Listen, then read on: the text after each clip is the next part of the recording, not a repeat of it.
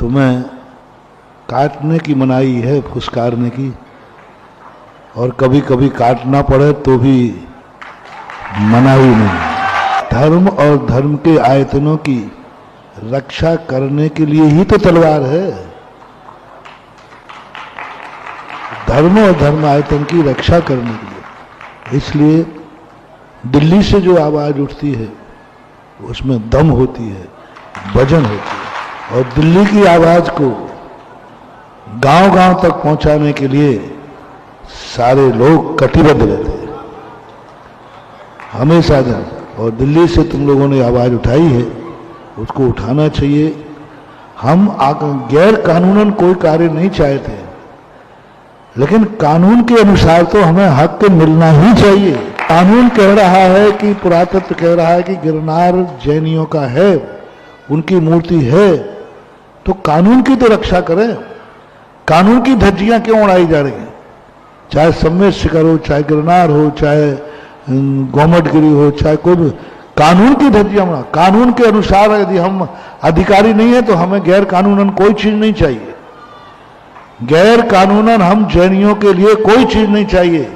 जिस पर हमारा कानूनन हक है, और कानून हक के लिए मरना पड़े और मारना पड़े तो भी जैनी को पीछे नहीं हटना।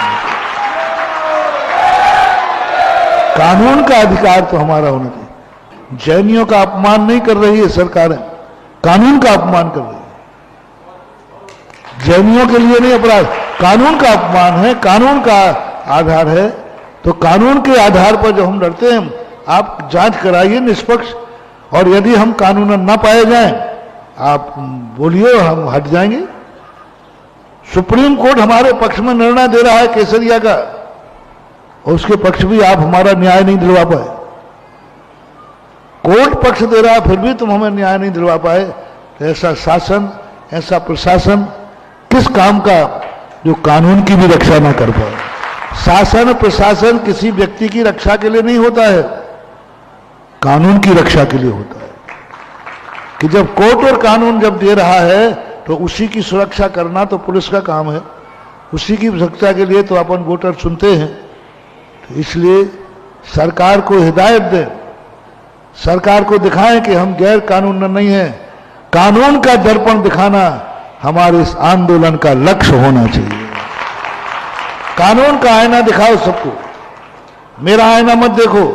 आप राष्ट्रीय कानून का दर्पण देखो, और कानून में अपने अपने चौकटे देखो।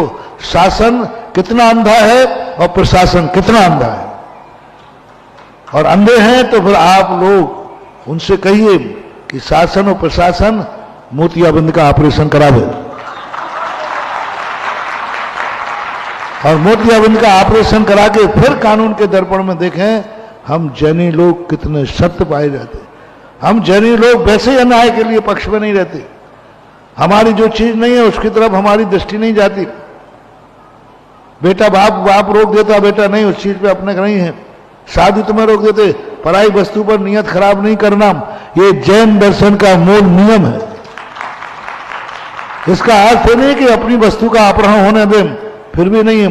अपनी वस्तु के अपहरण करने पर हम वो श्री राम हैं जो लंका को भी हिला देंगे।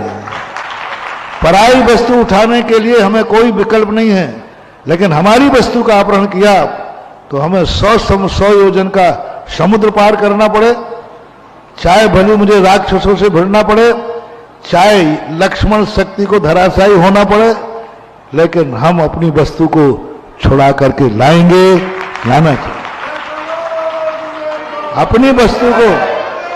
अपनी वस्तु को लाने के लिए श्री राम बन जाओ, हनुमान बन जाओ, अपनी वस्तु को लाने के लिए। और अपनी वस्तु को लाने का जो अधिकार हमारा था है होनी चाहिए।